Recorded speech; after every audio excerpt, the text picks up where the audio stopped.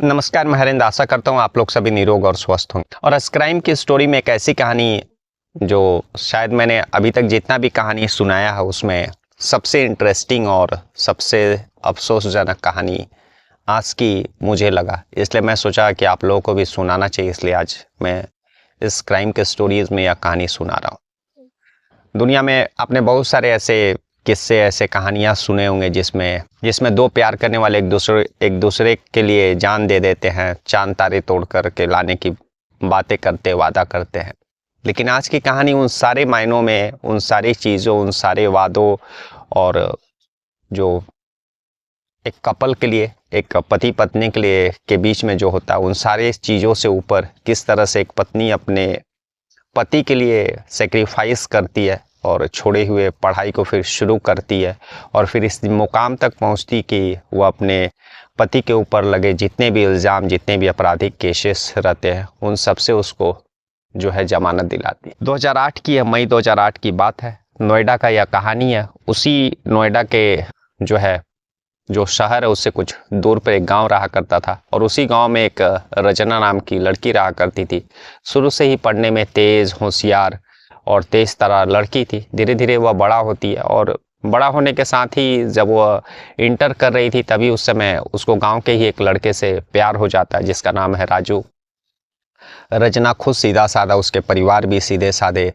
और राजू दूसरी तरफ उसके ऊपर कई तरह के जो है आपराधिक मामले दर्ज थे। वह एक क्रिमिनल टाइप का व्यक्ति था, लड़का था और अलग अलग जो है उसने जुर्म किया था और उसके ऊपर बहुत सारे चोरी डकैती अपराध के जो है मामले दर्ज थे। लेकिन फिर भी रचना राजू से प्यार करती है और फिर किसी तरह से दोनों परिवारों की रजामंदी से जो है रचना का शादी राजू से हो जाता है। शादी के बाद रंजना और राजू दोनों खुश और लेकिन कुछ समय तक रंजना खुश रही, लेकिन फिर उसके बाद वह उदास हो जाती क्योंकि राजू के ऊपर इतना आपराधिक केस था कि पुलिस जब मन होता तब उसके घर पहुंचती और राजू को गिरफ्तार करके जेल लेकर के जाती। और एक केस में जमानत मिलता तो दूसरे केस में पुलिस उसको अदालत से ही गिरफ्तार कर लेती। तो इन सारी चीज़ों से रचना काफ़ी उदास रहने लगी। वह सोचने लगे कि वह ऐसा क्या करे कि उसके पति के ऊपर जितने भी आपराधिक मामले जो दर्ज है उन सब से उसका पति को छुटकारा मिल जाए, जमानत मिल जाए और जो है वह अपने पति के साथ जो है शांति से अपने घर में रह सके। और यानी उसका ऐसा सोचना था कि उसका पति ज़्यादा से ज़्यादा समय उसके साथ रहे। तो इन सारी चीज़ों को लेकर के संजना जो है सोचती है, विचारती है और उसके बाद जो उसने इंटर के बाद अपना जो पढ़ाई छोड़ा था उस पढ़ाई को वह कंटिन्यू शुरू करती है। दोबारा कॉलेज में नाम लिखाती है, फिर ग्रेजुएशन करती है, उसके बाद फिर LLB करती है कि उसको मालूम था कि जो उसका पति राजू है उसका ऊपर जितने केस है उस सारे केसों से छुटकारा दिलाने के लिए उसको LLB करना ही होगा, तभी वह जा करके उसके सारे केसों से अपने पति को आज़ाद करा सकती है। इसीलिए वह पढ़ाई शुरू करती है और कुछ वर्ष पढ़ने के बाद जो है वह LLB करती है, LLB कंप्लीट करती है और फिर पहुंचती है अदालत के दहलीज पर। और दहलीज पर पहुंचने के पहले वह अपने पति राजू के सारे केसेस को स्टडी करती है, पुलिस स्टेशन जाती है, सारे फाइलों को देखती है और जब सारी चीज़ें वह समझ जाती है, उसके ऊपर जितने भी केसेस थे उन सारी चीज़ों को एक एक करके बारीकी से समझ जाती है, तब वह फिर अदालत के दहलीज पर पहुंचती है और दहलीज पर पहुंचने के बाद वह अपने पति राजू का एक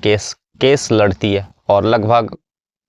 बहुत सारे केसेस में उसने अपने राजू को जमानत दिलाया और इस तरह से धीरे धीरे समय बीतते जाता है।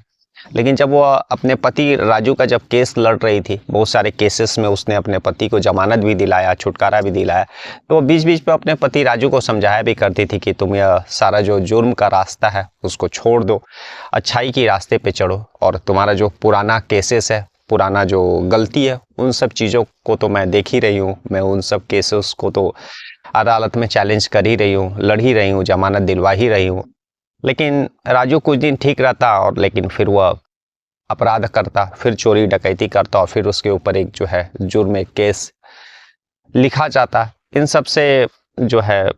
रंजना भी परेशान हो गई थी क्योंकि उसका पति समझाने के बावजूद भी वह समझ नहीं रहा था और वह पुराने केसेस जो उसकी गलतियां थी उसको सुधारने की कोशिश में लगी थी और बीच बीच में समझा भी रही थी, फिर भी जो है राजू समझता नहीं है। कई दफ़ा रंजना को लगा कि शायद राजू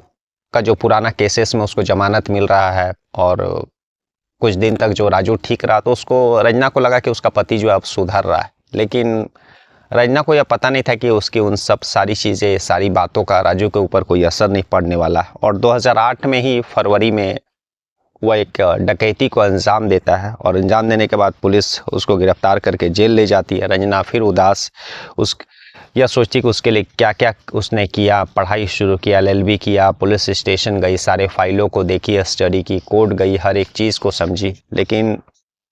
फिर भी जो है उसका पति जो है फिर उसी रास्ते पर चल रहा है। रंजना जो है वह केस भी उसका लड़ती है, जिस केस में 2 फरवरी 2008 में वो पुलिस उसको उस डकैती के केस में गिरफ्तार करके कोर्ट में पेश करती है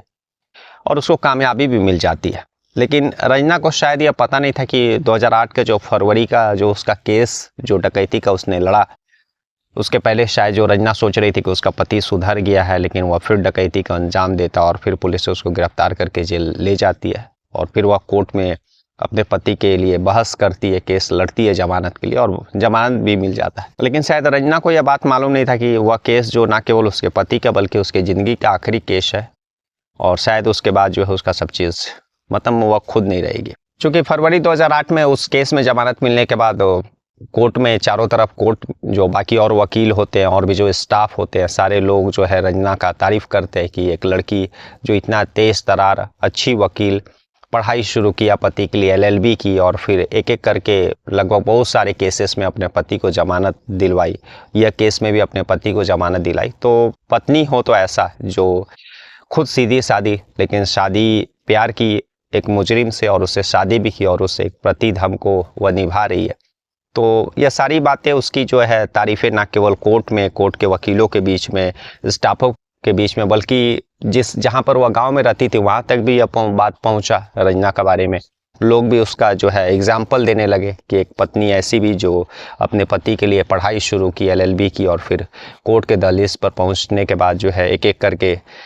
लगभग उसके ऊपर जितने केसेस रहते हैं उस केस के अगेंस्ट में वह लड़ती है, अपने पति को इंसाफ दिलाती है, अपने पति को जो है जमानत दिलाती है। तो यह सारी चीज़ें जो है कोर्ट से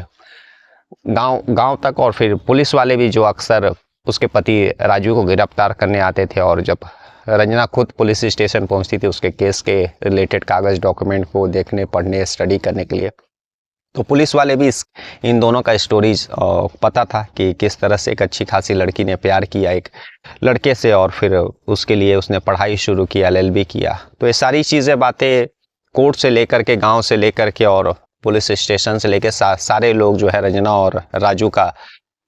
इन सारी चीज़ों को जानते थे। रंजना ने जितना सेक्रीफाइस किया उसके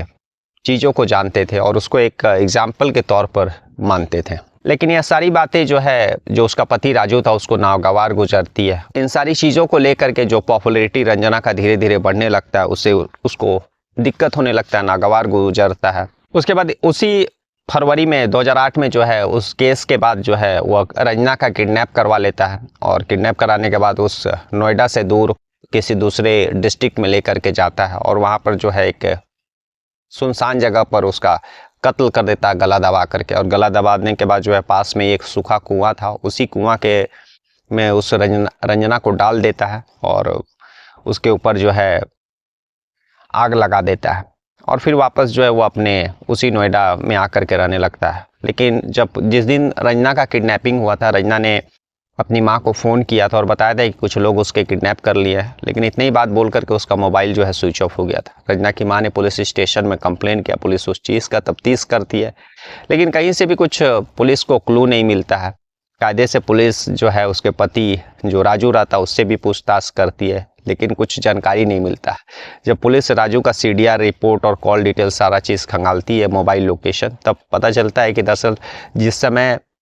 जिस दिन रंजना का जो है किडनैप हुआ था, जिस दिन से वह किडनैप हुई थी, उसके बाद राजू का जो मोबाइल लोकेशन किसी दूसरे डिस्ट्रिक्ट में बता रहा था। और पुलिस राजू को उठाती है और तफ्तीश से पूछताछ करती है तो पूरी कहानी बताता है। दरअसल वह राजू और उसका एक चचेरा भाई दोनों मिल करके उस दिन रंजना को किडनैप किए थे और किसी दूसरे डिस्ट्रिक्ट में ले जा करके उसका कत्ल करके कुआं में डाल दिए थे और ऊपर से आग लगा दिए थे। पुलिस ने पूछा ये सारी चीज़ें तुमने क्यों की, तुम्हारी पत्नी तुम्हारे लिए इतना सब चीज़ की, तो वह वही सारी बातें बताता है कि दरअसल उसका जो पत्नी रंजना रहती है उसका जो है पॉपुलैरिटी से वह जलने लगा, उसका ना केवल कोर्ट में गांव में बल्कि पुलिस स्टेशन में भी उसको एक मिसालें दी जाने लगी। तो इसी के कारण जो है वह नागवाज गुजरता है रंजना का जो है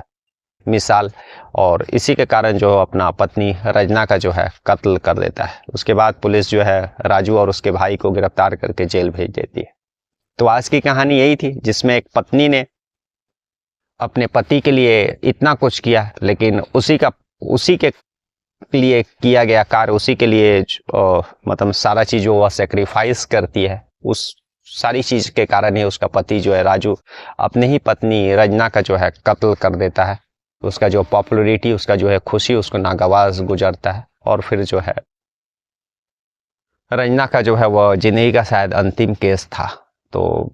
शायद यह केस आपने बहुत सारे मैंने क्राइम के स्टोरीज में कहानियां सुनाई है, लेकिन इस तरह का केस शायद पहला केस होगा जिसमें एक ऐसी पत्नी जो अपने पति के लिए इतना कुछ करती है और फिर पत्नी उसी इतना सेक्रीफाइस करने वाली पत्नी का जो है कत्ल कर देता है। तो कल हम लोग फिर ऐसी कैसी कहानी के साथ मिलेंगे, तब तक के लिए नमस्कार, जय हिंद, जय भारत।